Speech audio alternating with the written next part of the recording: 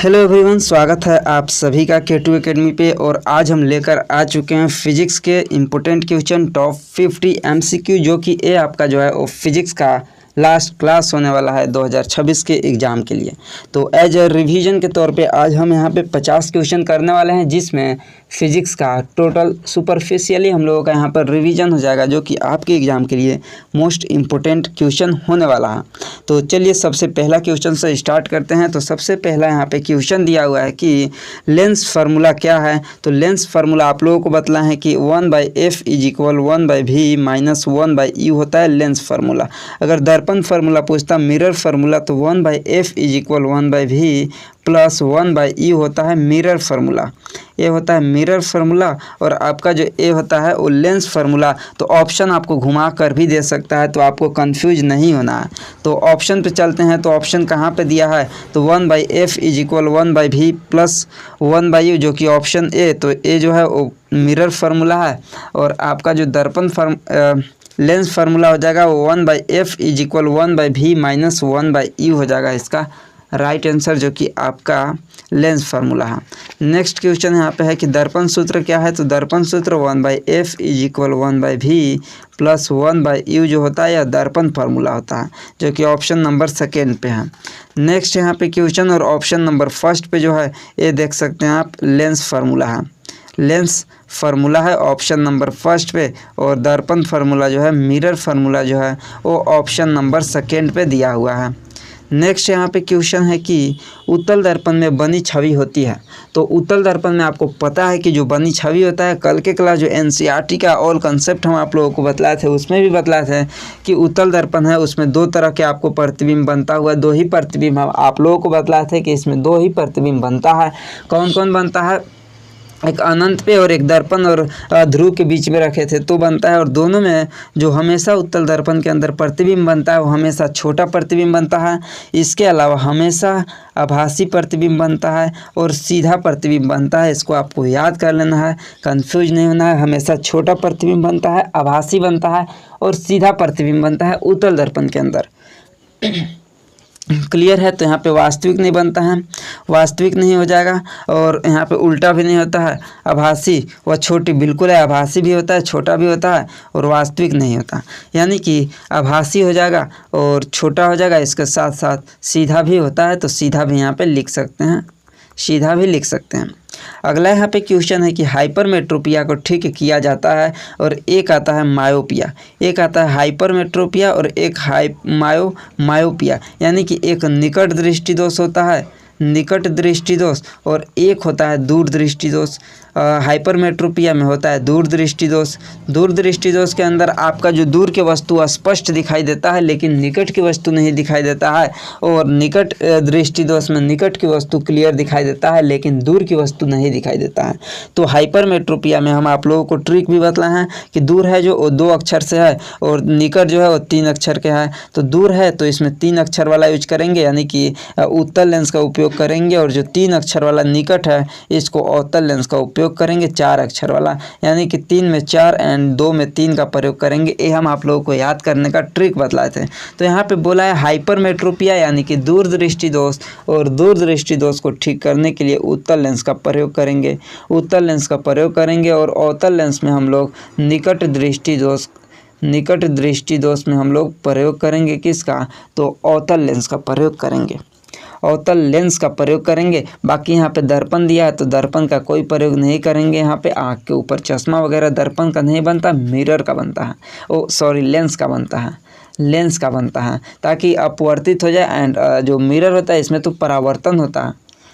Next यहाँ पे question है कि निकट दृष्टि दोष में दिखाई नहीं देता है। तो मायोपिया यानी कि निकट दृष्टि दोष में नहीं दिखाई देता है, इसको कैसे याद करना है, तो इसमें लिखा है आपका निकट दृष्टि, निकट दृष्टि लिखा है तो इसमें निकट का दृष्टि है, यानी कि निकट की वस्तु दिखाई देता है लेकिन दूर की वस्तु दिखाई नहीं देता है। और उसी तरह अगर दूर दृष्टि दोष है, दूर दृष्टि दोष है यानी कि दूर के देखने के लिए दृष्टि है लेकिन इसके बावजूद भी दोष है तो उसको दूर दृष्टि दोष। और निकट दृष्टि दोष यानी कि निकट की वस्तु दिखाई देती है फिर भी दोष है, यानी कि दूर की वस्तु के लिए दोष है, नहीं दिखाई देती है, तो इसमें निकट की वस्तु दिखाई देती है।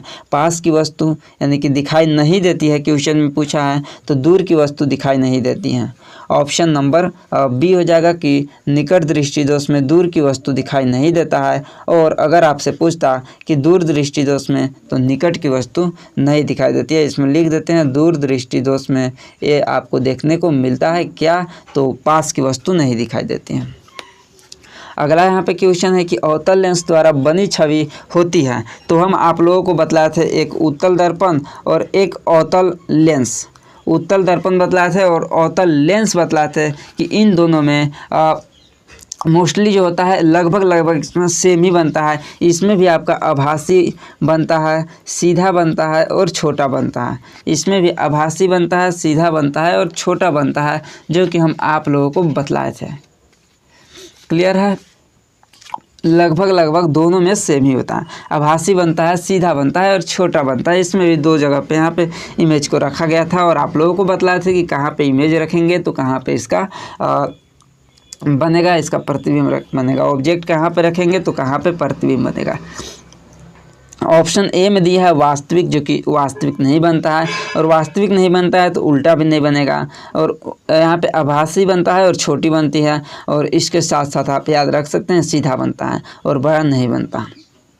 तो आभासी सीधा यहाँ पे लिख सकते हैं। और अगर आपसे क्वेश्चन पूछता है कि वह कौन सा लेंस है जिसमें हमेशा छोटा उसमें प्रतिबिंब बनता है, तो अवतल लेंस। वह कौन सा दर्पण है जिसमें हमेशा छोटा प्रतिबिंब बनता है, तो उत्तल दर्पण। उत्तल दर्पण में हमेशा छोटा प्रतिबिंब बनता है और अवतल लेंस में भी हमेशा छोटा प्रतिबिंब बनता है। इसको याद रखना है यहाँ पे। नेक्स्ट यहाँ पे क्वेश्चन पर आते हैं। तो नेक्स्ट यहाँ पे क्वेश्चन है कि लेंस की क्षमता, पावर ऑफ लेंस की इकाई क्या है। तो लेंस की क्षमता, यह भी आपको प्रीवियस ईयर का क्वेश्चन है। लेंस की क्षमता जो होता है उसको डायोप्टर, इसका ऐसा इकाई होता है। पावर ऑफ लेंस जो होता है वो डायोप्टर होता है। इसको अगर आपसे पूछता है कि लेंस की क्षमता का एसआई मात्रक क्या होता है, लेंस की शक्ति का एसआई मात्रक क्या होता है, तो एसआई मात्रक जो होता है वो डायोप्टर होता है। डायोप्टर होता है। नेक्स्ट यहाँ पे क्वेश्चन है कि उत्तल दर्पण यानी कि कॉन्वेक्स मिरर का उपयोग कहाँ होता है। कॉन्वेक्स मिरर का उपयोग कहाँ होता है। और एक और क्वेश्चन आएगा कि कॉनकेव मिरर का उपयोग कहाँ होता है। दोनों का हम लोग उपयोग जानेंगे, यानी कि उत्तल दर्पण का प्रयोग कहाँ होता है और अवतल दर्पण का प्रयोग कहाँ होता है। तो सबसे पहले आपको ये समझना है कि उत्तल दर्पण जो है उसमें हमेशा छोटा प्रतिबिंब बनता है। तो हमेशा छोटा प्रतिबिंब बनता है तो कहाँ पे यूज कर सकते हैं, शेविंग मिरर में तो नहीं। शेविंग के समय वहाँ पे बड़ा प्रतिबिंब की ज़रूरत होता है, तो उसमें हम कॉनकेव का उपयोग करेंगे, यानी कि अवतल का उपयोग करेंगे। अवतल दर्पण का। इसके अलावा दंत चिकित्सक यानी कि दांत जो चिकित्सक होते हैं उसमें, तो इसमें भी बड़ा प्रतिबिंब की काम होता है, तो इसमें भी अवतल दर्पण का उपयोग करेंगे। टॉर्च, तो इसमें भी बड़ा प्रतिबिंब बनाना होता है। टॉर्च यानी कि ज़्यादा दूर में रोशनी फैलाना होता है, तो इसका भी हम अवतल दर्पण का उपयोग करेंगे। लेकिन जो रियर व्यू मिरर होता है, जो साइड मिरर होता है, जो बस या फिर बाइक वगैरह कुछ के जो भी होता है उसके साइड में जो मिरर लगा होता है, वो साइड मिरर, उसमें आपका उत्तल दर्पण का प्रयोग होता है। और उसमें आप देखते होंगे तो उसमें जो आपका प्रतिबिंब है वो छोटा प्रतिबिंब बनता है। और एक ही मिरर के आपके अंदर जो एक छोटा सा मिरर होता है, ये उत्तल दर्पण का होता है। और इसके अंदर पीछे का जो पूरा दृश्य आपको दिखाई देता है, पीछे का पूरा दृश्य दिखाई आपको एक छोटा सा मिरर में दिखाई देता है। और उत्तल दर्पण का प्रयोग वहाँ पे होता है इसलिए क्योंकि उसमें छोटा प्रतिबिंब बनता है ताकि पूरा पीछे का क्लियर दिख सके। अगर आप यहाँ पे एक अवतल दर्पण का प्रयोग कर देंगे, और एक पीछे से बाइक भी आ रहा है तो आपको बस का आकार का दिखने लगेगा, तो आप कन्फ्यूज हो जाएंगे। इसलिए यहाँ पे अवतल का प्रयोग नहीं करता है। अवतल दर्पण में बड़ा प्रतिबिंब, और अवतल दर्पण में आपका प्रतिबिंब बदलता भी रहेगा, क्योंकि हम आपको बतलाए हैं कि ये जो दर्पण है अगर इसके केंद्र के पास आते हैं तो बराबर साइज का प्रतिबिंब बनेगा, इसके और निकट आएगा तो और बड़ा प्रतिबिंब बनेगा, और निकट आएगा तो और बड़ा प्रतिबिंब बनेगा, दूर रहेगा तो बहुत छोटा प्रतिबिंब बनेगा। इसका अलग अलग प्रतिबिंब चेंज होते रहता है। लेकिन उत्तल दर्पण में आपको छोटा प्रतिबिंब ही दिखाई देता है, नज़दीक रहेगा फिर भी।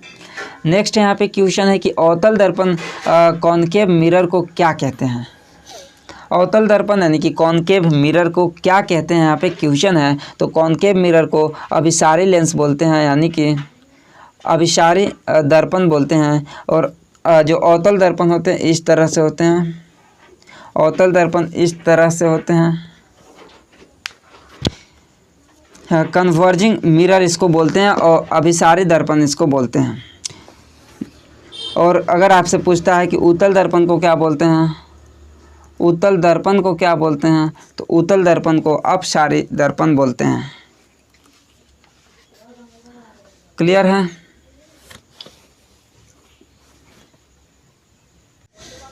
नेक्स्ट यहाँ पे क्वेश्चन है, और उत्तल दर्पण को क्या बोलते हैं, तो उत्तल दर्पण को भी याद रखना है। उत्तल दर्पण को अपसारी लेंस के अपसारी दर्पण बोलते हैं, यानी कि डाइवर्जिंग मिरर बोलते हैं, डाइवर्जिंग मिरर। नेक्स्ट यहाँ पे क्वेश्चन दिया है कि तारों के टिमटिमाने की व्याख्या किस सिद्धांत पर आधारित है। तो जो तारों का टिमटिमाना है, हम आप लोगों को बतलाए थे कि वायुमंडलीय अपवर्तन के कारण होते हैं, यानी कि अपवर्तन के सिद्धांत पर आधारित होता है। अपवर्तन के सिद्धांत प्रिंसिपल ऑफ रिफ्लेक्शन के सिद्धांत पर आधारित होते हैं। तो ऑप्शन नंबर ए हो जाएगा, वायुमंडलीय अपवर्तन के कारण होता है। अगला यहाँ पे क्वेश्चन है कि प्रकीर्णन सबसे अधिक होता है। तो सबसे अधिक प्रकीर्णन जो है वो किस में आपको देखने को मिलता है? अधिकांश प्रकीर्णन कहाँ पे देखने को मिलता है? लाल प्रकाश में, पीला प्रकाश में, नीला प्रकाश में, या फिर ग्रीन यानी कि हरा प्रकाश में। तो सबसे अधिक प्रकीर्णन कहाँ पे देखने को मिलता है? तो सबसे अधिक जो प्रकीर्णन है वो नीला प्रकाश में आपको देखने को मिलता है, और इसी कारण जो आसमान का रंग होता है वो नीला दिखाई देता है। और आसमान का जो रंग है वो नीला क्यों दिखाई देता है? तो प्रकाश का प्रकीर्णन के कारण ही दिखाई देता है। सबसे कम प्रकीर्णन की बात करते हैं, तो सबसे जो कम प्रकीर्णन होता है वो लाल रंग का प्रकीर्णन जो होता है वो सबसे कम प्रकीर्णन होता है। और प्रकीर्णन के कारण ही सूर्योदय और सूर्यास्त के समय जो सूर्य लाल प्रतीत होता है वो किसके कारण होता है? तो प्रकीर्णन के कारण ही होता है। प्रकीर्णन के कारण ही आपको दिखाई देता है। क्लियर है?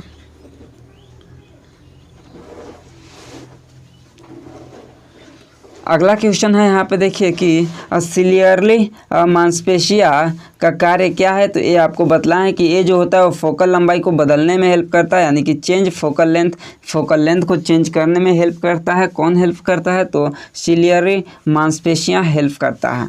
नेक्स्ट यहाँ पे क्वेश्चन है कि पुतली का कार्य है, जो पुपिल होता है, पुतली होता है, उसका क्या कार्य होता है? तो पुतली का जो कार्य होता है वो क्या है? Focus image, control amount of light, protect eye, या फिर चेंज कलर। तो जो पुतली का काम होता है वो प्रकाश में एंटर करने वाली जो मात्रा होती है उसको नियंत्रित करने का काम करता है। कौन करता है? तो पुतली जो होता है वो प्रकाश के नेत्र के अंदर प्रकाश जो प्रवेश करता है उसकी मात्रा को नियंत्रित करता है, कंट्रोल करता है, यानी कि प्रकाश की मात्रा नियंत्रित करती है। अगला यहाँ पे क्वेश्चन है कि सूर्योदय व सूर्यास्त के समय सूर्य लाल दिखाई क्यों देता है? तो सूर्य लाल क्यों दिखाई देता है? तो प्रकाश का प्रकीर्णन के कारण दिखाई देता है। और सबसे कम प्रकीर्णन जबकि होता है लाल रंग का, फिर भी लाल क्यों ही दिखाई देता है? तो जो लंबित रंगधार्य और कम प्रकीर्णन एंड जो इसका प्रकीर्णन होता है, देखिए जो सूर्य ने यहाँ पे जो लाल कलर है इसका प्रकीर्णन कम होता है, लेकिन तरंगदैर्घ्य जो है वो सबसे ज़्यादा होता है। यानी कि जो लाल रंग होता है उसका तरंगदैर्घ्य वो नीले रंग से लगभग, अगर यहाँ पे बात किया जाए तो 1.8 गुना ज़्यादा होता है। 1.8 गुना ज़्यादा होता है नीले रंग के प्रकाश के तरंगदैर्घ्य से। इसलिए लाल रंग का तरंगदैर्घ्य जो होता है वो ज़्यादा होता है। इसलिए लंबित तरंगदैर्घ्य के कारण सूर्योदय और सूर्यास्त के समय सूर्य लाल प्रतीत होता है और इसका प्रकीर्णन भी कम होता है। इसलिए इजली हमारे आई तक वो रेड कलर पहुँच जाता है, क्योंकि प्रकीर्णन नहीं होता है, बिखरता नहीं है, तो सीधे रेड कलर यहाँ तक पहुँचता है। और इसका तरंगदैर्घ्य भी लंबी होती है जिस कारण पहुँच जाता है। अगला क्वेश्चन है कि मोतियाबिंद कैटरेक्ट में क्या होता है? रेटिना डैमेज होता है, लेंस बिकम्स ओपोक्यूज यानी लेंस अपारदर्शी हो जाता है, आइरिस डैमेज होता है, या फिर कॉर्निया इसमें रिमूव होता है। तो मोतियाबिंद का जो कंडीशन होता है इसमें जो लेंस होता है वो अपारदर्शी होता है, उसमें धुंधला दिखाई देता है, अच्छा से नहीं दिखाई देता है, यानी कि हम बोल सकते हैं कि अपारदर्शी हो जाता है। तो इस कंडीशन को मोतियाबिंद, इंग्लिश में कैटरेक्ट भी बोलते हैं, एंड इसमें जो होता है वो अधिक आयु के होने के कारण व्यक्तियों का जो नेत्र होता है, जो क्रिस्टलीय लेंस होता है, वो दूधिया हो जाता है, मिल्की हो जाता है, धुंधला हो जाता है, अपारदर्शी हो जाता है, जिस कारण से दिखाई नहीं देता है। एंड इस कंडीशन को बोलते हैं कैटरेक्ट यानी कि मोतियाबिंद। नेक्स्ट क्वेश्चन है कि जब प्रकाश की किरणें आँख में प्रवेश करती है तो अधिकांश अपवर्तन होती है। जब प्रकाश की किरण होता है वो आँख के अंदर प्रवेश करता है, तो उसका अधिकांश अपवर्तन कहाँ पे होता है, यहाँ पे क्वेश्चन पूछ रहा है। तो क्रिस्टलिन लेंस पे, the outer surface of cornea यानी कि कॉर्निया के बाहरी पृष्ठ पे होता है, आइरिस के ऊपर होता है या फिर पुपिल के ऊपर होता है, कहाँ पे होता है। तो जो नेत्र में प्रवेश करने वाली प्रकाश की मात्रा होता है इसका अधिकांश अपवर्तन जो होता है वो आउटर सरफेस ऑफ कॉर्निया यानी कि कॉर्निया के बाहरी पृष्ठ पर ही हो जाता है, कॉर्निया के बाहरी पृष्ठ पर ही हो जाता है इसका प्रकाश किरणों का अधिकांश अपवर्तन। तो ऑप्शन बी हो जाएगा इसका राइट आंसर।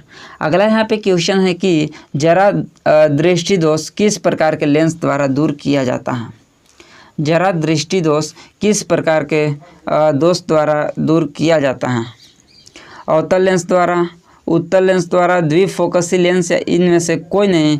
तो यहाँ पे बोला है कि प्रेसबायोपिया जो होता है इसको दूर करने के लिए अवतल लेंस और उत्तल लेंस दोनों प्रकार के लेंस होते हैं यानी कि बाइफोकल लेंस का उपयोग करते हैं, जिसमें एक ऊपर में जो होता है वो अवतल लेंस होता है एक ही चश्मा के अंदर, और नीचे में उत्तल लेंस का प्रयोग करते हैं यानी कि दोनों तरह का लेंस का प्रयोग होता है यानी कि बाइफोकल लेंस का प्रयोग करते हैं, बाइफोकल लेंस का प्रयोग करते हैं।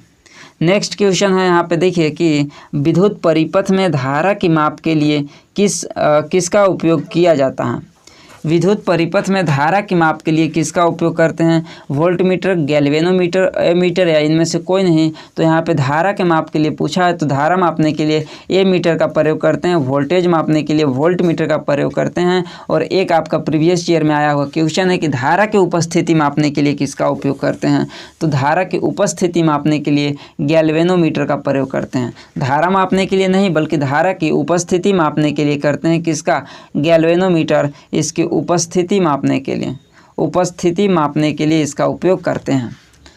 अगला यहाँ पे क्वेश्चन दिया हुआ है कि प्रकाश के परावर्तन के नियम क्या है, तो प्रकाश के परावर्तन के दो नियम है, आपको पता है। एक आपतन कोण परावर्तन कोण के बराबर होता है जो कि ऑप्शन नंबर ए पे दिया हुआ है, और दूसरा जो होता है वो आपतित किरण, परावर्तित किरण और आपतन बिंदु जो होता है तीनों एक ही तल पे होता है। प्रकाश का परावर्तन का दूसरा नियम है। तो पहला नियम दिया है आपतन कोण परावर्तन कोण के बराबर है जो कि बिल्कुल सही है। दूसरा बोला है आपतन कोण ज़्यादा होता है परावर्तन कोण से, गलत है। आपतन कोण कम होता है परावर्तन कोण से, यह भी गलत है। और इनमें से कोई नहीं, यह भी गलत है। तो ऑप्शन नंबर ए हो जाएगा इसका बिल्कुल correct answer. Option number A हो जाएगा। Angle of incidence is equal angle of reflection is equal, यहाँ पे दोनों बराबर होता है।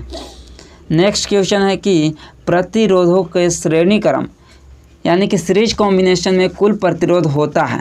सीरीज कॉम्बिनेशन में कुल प्रतिरोध क्या होता है, तो हम आप लोगों को बतलाए हैं आर टोटल बराबर R1 plus R2 plus R3 dot dot dot A होता है आपका श्रेणी क्रम के अंदर। और अगर पार्श्व क्रम के अंदर बोला जाए तो R टोटल बराबर या फिर R तुल्य बराबर 1/R1 plus 1/R2 dot dot dot आगे जाता रहेगा जितना दिया रहेगा आपका वैल्यू। तो ये आपका होता है श्रेणी क्रम के अंदर, और ये जो नीचे है वो आप लोगों का होता है पैरेलल में होता है, समांतर क्रम के अंदर होता है।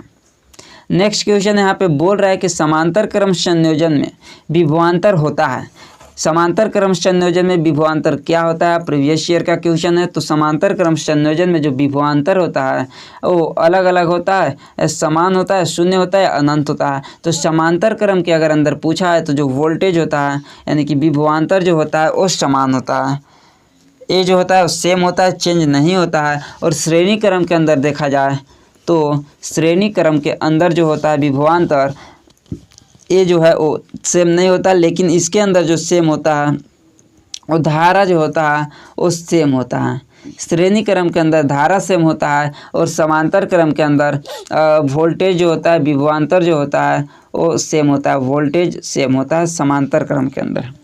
समांतर क्रम के अंदर वोल्टेज समान होता है, फिर से आप लोग देख लीजिएगा। और श्रेणी क्रम के अंदर धारा समान होता है। बहुत ही इंपॉर्टेंट क्वेश्चन है आपके एग्जाम के लिए। नेक्स्ट क्वेश्चन यहाँ पे दिया हुआ है कि 1 किलोवाट बराबर कितना होता है, तो 1 किलोवाट बराबर होता है 1000 वाट। 1000 वाट होता है 1 किलोवाट इज इक्वल। तो ऑप्शन नंबर बी हो जाएगा इसका right answer. Option number B हो जाएगा इसका राइट आंसर। अगला यहाँ पे क्वेश्चन है कि विद्युत ऊर्जा की व्यावसायिक इकाई क्या है, यानी कि विद्युत ऊर्जा का जो कमर्शियल यूनिट होता है वो क्या होता है। तो कमर्शियल यूनिट जो होता है वो 1 किलोवाट आवर होता है,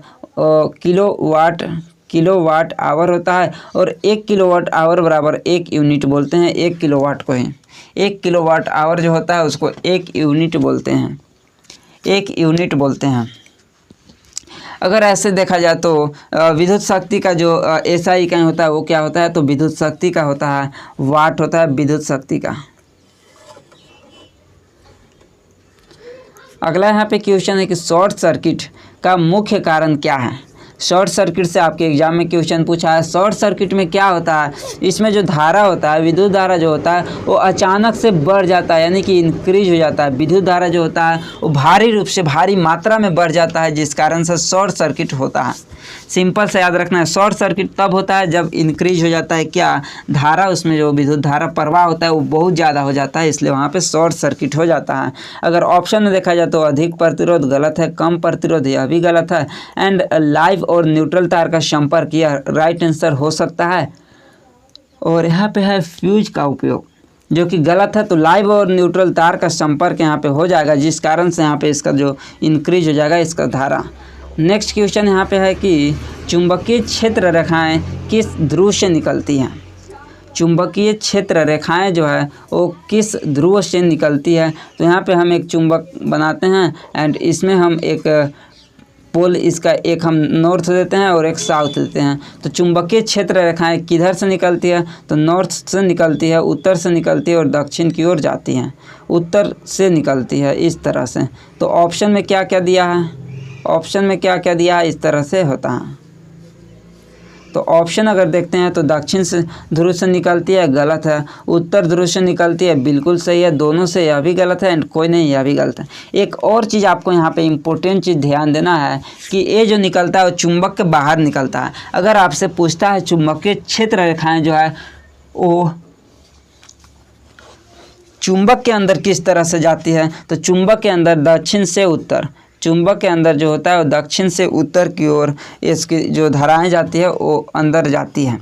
चुंबकीय क्षेत्र रेखाएं किस ध्रुव से जाती है अंदर में, तो दक्षिण से उत्तर, लेकिन बाहर से यहाँ पे किस ध्रुव से निकलती है, तो उत्तर से दक्षिण। यहाँ पे क्लियर, तो ऑप्शन नंबर बी हो जाएगा इस क्वेश्चन का राइट आंसर।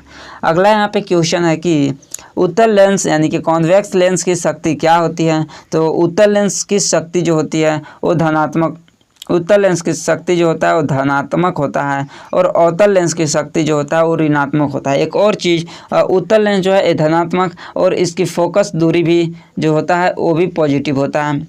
अगर आप क्वेश्चन वगैरह सॉल्व करते हैं तो फोकस दूरी भी धनात्मक होता है, और ऋणात्मक किसका होता है, तो ऋणात्मक जो है वो अवतल लेंस की होती है।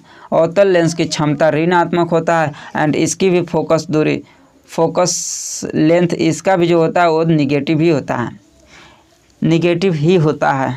आप लोगों को हम वो चिन्ह कार्तीय परिपाटी बतला हैं, जो कि लेंस हो इसके इधर जो पॉजिटिव इधर निगेटिव, एंड मुख्य अक्ष का ऊपर पॉजिटिव नीचे निगेटिव, ये सारा कुछ आप लोगों को बतला है। ये भी बतला है कि जो यू होता है वो हमेशा माइनस में ही होता है, यू जो है वो हमेशा माइनस में ही होता है। अगला क्वेश्चन है कि एक डायोप्टर किसके बराबर होता है। एक डायोप्टर किसके बराबर होता है, यहाँ पे क्वेश्चन पूछा है। तो सबसे पहले डायोप्टर क्या है, तो ये लेंस की शक्ति का SI इकाई है, यानी कि P बराबर 1/f आप लोगों को बतलाए हैं। और P बराबर 1/f जो है एक क्या है, तो लेंस की शक्ति का SI इकाई है। तो एक डायोप्टर पूछा है, यानी कि एक डायोप्टर बराबर 1/1 मीटर होना चाहिए, 1/1 मीटर होना चाहिए।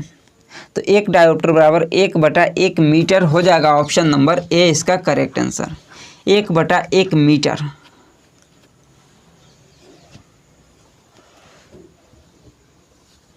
क्लियर है।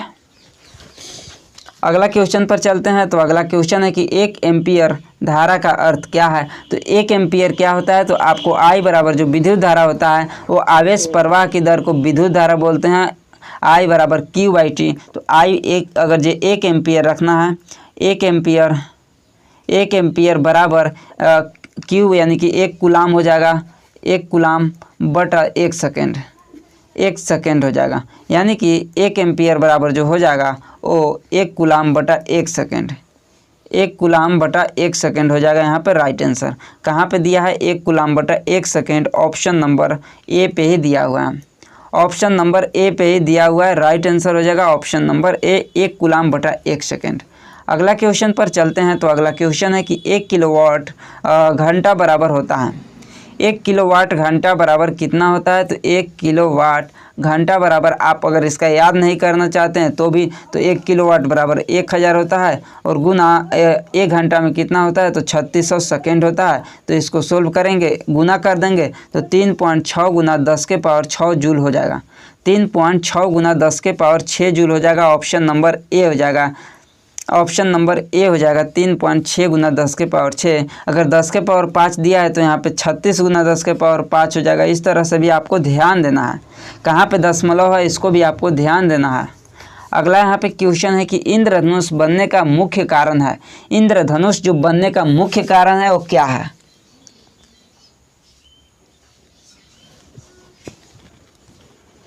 परावर्तन, अपवर्तन, चुंबकीय अपवर्तन एवं विक्षेपण, चुंबकीय यानी मैग्नेटिज्म एंड गुरुत्वाकर्षण।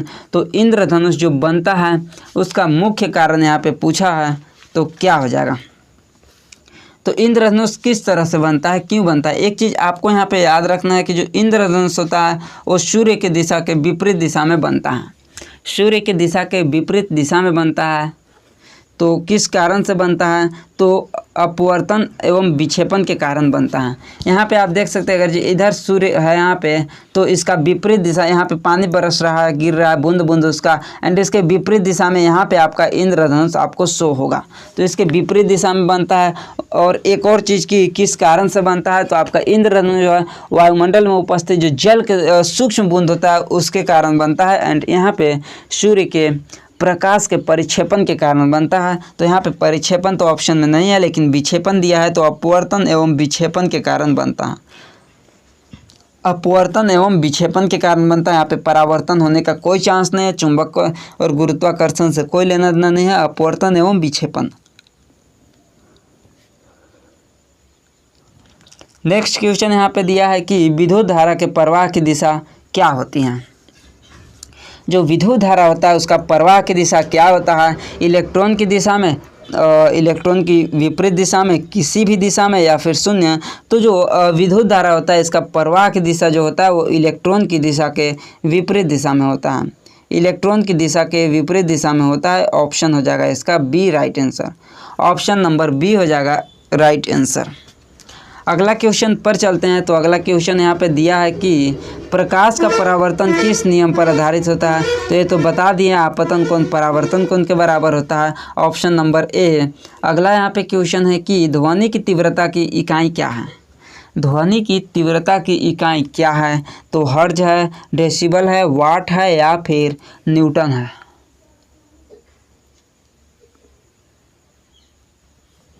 तो यहाँ पे ध्वनि की तीव्रता का अगर देखा जाए तो ध्वनि का तीव्रता जो है वो डेसिबल में मेजर करते हैं। और अगर जो आपको ध्वनि का फ्रीक्वेंसी आपसे पूछता, आवृत्ति अगर आपसे पूछता, तो हर्ज में उसको करते हैं। फ्रीक्वेंसी जो होता है, आवृत्ति जो होता है इसका, वो हर्ज में होता है। बाकी आपका डेसिबल में होता है ध्वनि की तीव्रता। ध्वनि की तीव्रता डेसिबल में होता है। नेक्स्ट क्वेश्चन यहाँ पे है कि न्यूटन का तीसरा नियम क्या कहता है? तो न्यूटन का तीसरा नियम हर क्रिया के बराबर विपरीत प्रतिक्रिया होती है। बल बराबर द्रव्यमान इंटू त्वरण, और जड़त्व का नियम या ऊर्जा का संरक्षण का नियम। तो यहाँ पे अगर ये तीसरा नियम देखें तो हर क्रिया के बराबर विपरीत प्रतिक्रिया होता है। और यहाँ पे सेकेंड नंबर पे बल बराबर द्रव्यमान गुना त्वरण जो है, एफ बराबर एम ए जो है वो सेकेंड नियम है। ये जो है वो सेकेंड नियम है न्यूटन का। एंड जड़त्व का नियम जो है वो न्यूटन का फर्स्ट नियम है। तो ये जो है वो न्यूटन का फर्स्ट लॉ है, यानी कि पहला नियम है। तो न्यूटन का तीसरा नियम जो हो जाएगा वो ऑप्शन नंबर ए ही हो जाएगा कि हर क्रिया के बराबर विपरीत प्रतिक्रिया होता है।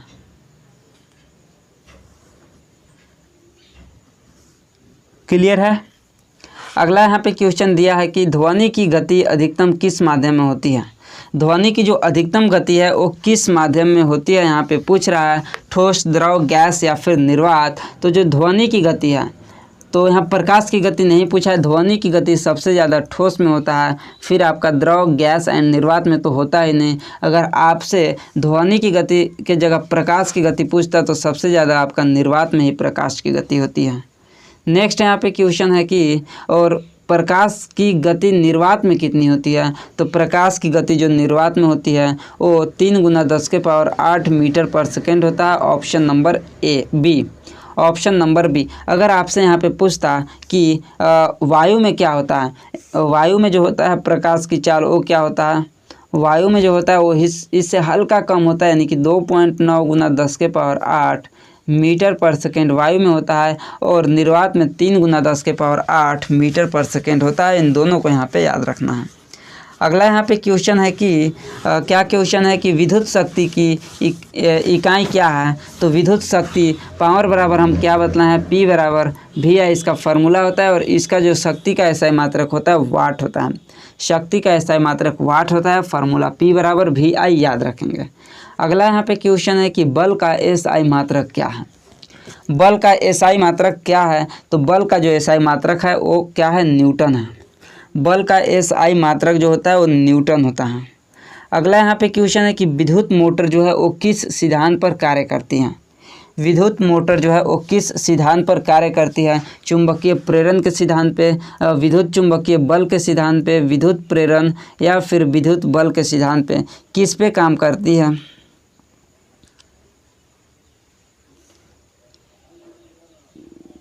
तो जो विद्युत मोटर होता है वो किस सिद्धांत पर कार्य करता है। तो विद्युत मोटर जो सिद्धांत पे कार्य करता है वो किस पे कार्य करता है। तो विद्युत चुंबकीय बल पे कार्य करता है। विद्युत चुंबकीय बल पे कार्य करता है। विद्युत मोटर क्या काम करता है। तो ये विद्युत ऊर्जा जो होते हैं इसको यांत्रिक ऊर्जा में कन्वर्ट करता है। अगला यहाँ पे क्वेश्चन है कि विद्युत शक्ति का सूत्र क्या है। विद्युत शक्ति का सूत्र क्या है, P बराबर I/V, P बराबर V/I, P बराबर VI या P बराबर I² भी, जो कि हम पहले भी आप लोगों को बतलाए हैं। P बराबर VI होता है, P बराबर आप लोगों को बतलाएं कि I²R होता है, P बराबर जो बतलाएं वो V/R होता है। इसके अलावा और भी हम आप लोगों को बतलाए थे, P बराबर VQ/T होता है, P बराबर W/T होता है। ये आप लोगों को 5 फार्मूला हम बतलाए थे और बोले थे कि आप लोगों से इस तरह से भी पूछता है कि इसमें कौन शक्ति का फार्मूला नहीं है। इस तरह से भी क्वेश्चन आप लोगों से पूछता है, जिसमें 3 आप लोगों को राइट ऑप्शन देगा और 1 ऑप्शन आप लोगों को कन्फ्यूज करने के लिए गलत ऑप्शन देगा। इस तरह का क्वेश्चन भी आपके एग्जाम में आता है। एक और चीज़ यहाँ पे आप लोगों को बतला दूँ कि ऊष्मा से रिलेटेड आप लोगों को अगर फार्मूला आता है, ऊष्मा H बराबर पूछता है तो H बराबर हो जाएगा VIT। V भी पता है वोल्टेज, I भी पता है कि विद्युत धारा होता है और T भी पता है समय होता है। I²RT या फिर बराबर PT शक्ति गुना समय होता है। H बराबर, ये 3 फार्मूला याद रखना है। इसको जूल का तापन नियम भी कहते हैं। और इस पे जो आधारित युक्तियाँ वगैरह जो होती हैं, जैसे कि विद्युत इस्त्री होता है, विद्युत टोस्टर होता है, विद्युत तंदूर होता है, विद्युत केतली होता है, विद्युत हीटर एंड फ्यूज वगैरह जो होते हैं, ये इसके ऊपर ही काम करता है। क्लियर है। एक और चीज़ यहाँ पे अगर आप लोगों को बतला दूँ तो इसमें जो टंगस्टन का जो उपयोग होता है फ्यूज में, वो टंगस्टन का कितना उसका गलनांक होता है। तो जो टंगस्टन का बात करते हैं तो टंगस्टन का जो गलनांक होता है वो लगभग 3380 डिग्री सेल्सियस होता है, जो बहुत हाई टेम्परेचर पे भी इतना तक ये नहीं पिघलता है। तो इसका गलनांक जो होता है वो बहुत उच्च होता है, हाई होता है। और अगर आपसे क्वेश्चन पूछता है कि बल्बों के अंदर कौन सा गैस भरी जाती है, तो आपको याद रखना है बल्ब के अंदर अक्रिय, यहाँ पे अक्रिय नाइट्रोजन और आर्गन गैस भरी जाती हैं। नाइट्रोजन और आर्गन गैस भरी जाती है, जिससे कि उसके जो तंतु होते हैं, उसके अंदर जो नाइक्रोम के तंतु होते हैं, उसके आयु में वृद्धि हो जाती है। एक और यहाँ पे क्वेश्चन है, जो फ्यूज है उसको किस तरह से जोड़ते हैं। तो जो फ्यूज होते हैं, फ्यूज जो होता है उसको श्रेणी क्रम में जोड़ा जाता है। श्रेणी क्रम में जोड़ा जाता है। अगर आपसे क्वेश्चन पूछा जाता है कि फ्यूज जो होता है उसको जो उपकरण होते हैं उसके साथ श्रेणी क्रम में संयोजित करते हैं या पास और क्रम में, तो फ्यूज को श्रेणी क्रम में संयोजित करते हैं। श्रेणी क्रम में संयोजित करते हैं, इसको भी आपको यहाँ पे याद रखना है। क्लियर है यहाँ तक। अगला क्वेश्चन पर चलते हैं। अगला क्वेश्चन अगर फ्यूज की बात करें तो एक और चीज़ यहाँ पे कि घरेलू सर्किट ये सब में एक महत्वपूर्ण घटक कौन सा होता है, तो एक इलेक्ट्रिक फ्यूज जो होता है वो घरेलू जो उपकरण सब होते हैं उसमें एक महत्वपूर्ण घटक के रूप में आपका काम करता है। नेक्स्ट यहाँ पे क्वेश्चन है कि परावर्तन का प्रकाश का परावर्तन किस सतह पे होता है, तो जो प्रकाश का परावर्तन होता है वो शाइनी सरफेस पे होता है, चमकदार सतह पे होता है प्रकाश का परावर्तन। अगला क्वेश्चन है कि विद्युत धारा का प्रवाह किससे होता है, तो विद्युत धारा के जो प्रवाह होता है वो इलेक्ट्रॉन से होता है, इलेक्ट्रॉन से होता है, ऑप्शन सी। नेक्स्ट क्वेश्चन है कि पृथ्वी की ऊष्मा किस प्रकार की ऊर्जा है, सौर ऊर्जा है, प्रकाश ऊर्जा है, भूतापीय एनर्जी या फिर रासायनिक ऊर्जा है, तो जो पृथ्वी की ऊर्जा होता है वो भूतापीय ऊर्जा होता है, जियोथर्मल एनर्जी होता है। जियो का मतलब जो होता है वो पृथ्वी होता है और थर्मल का मतलब जो होता है वो ऊष्मा होता है, तो पृथ्वी की ऊष्मा हो जाएगा, ऑप्शन बी। अगला क्वेश्चन है कि दर्पण में बनने वाला आभासी और सीधा छवि किस प्रकार के दर्पण में बनता है, तो आभासी और सीधा छवि की बात करता है तो आपको पता है आभासी और सीधा अवतल में भी बनता है, उत्तल में भी बनता है, समतल में भी बनता है, यानी कि ये सभी हो जाएगा। ये सभी तरह के मिरर में आपको आभासी और सीधा प्रतिबिंब देखने को मिलता है। लेकिन अगर आपसे क्वेश्चन पूछता कि किसमें हमेशा आभासी और सीधा बनता है, तो हमेशा आभासी और सीधा की बात करें तो उत्तल दर्पण में और समतल दर्पण में हमेशा आभासी और सीधा बनता है। अगर आपसे पूछता कि छोटा प्रतिबिंब किस में हमेशा बनता है, तो हमेशा छोटा प्रतिबिंब उत्तल दर्पण में बनता है और बराबर प्रतिबिंब हमेशा जो बनता है उस समतल दर्पण में हमेशा बराबर प्रतिबिंब बनता है, इसको भी याद रखना है। इसके अलावा अगर आपसे पूछता है कि समतल दर्पण का जो फोकस दूरी होता है वो क्या होता है, तो समतल दर्पण की जो फोकल लेंथ होता है वो अनंत होता है, इसको भी याद रखना है, इसको भी याद रखना है। क्लियर है यहाँ तक? तो आज की क्लास में यही था आप लोगों का टॉप 50 MCQ जो बहुत ही इंपॉर्टेंट है। इसका PDF जो है वो आप लोगों को टेलीग्राम पे मिल जाएगा, तो आप लोग टेलीग्राम चैनल और व्हाट्सअप चैनल दोनों को ज्वाइन करना है। कोई भी अपडेट वगैरह भी आता है फिलहाल तो आप लोगों को वहाँ पे ही दिया जाएगा अपडेट, तो आप लोग व्हाट्सअप चैनल और टेलीग्राम चैनल दोनों ज्वाइन करेंगे। और चैनल पर नए हैं तो चैनल को सब्सक्राइब कर ले, अपने दोस्तों के पास शेयर कीजिएगा। मिलते हैं अगली क्लास में।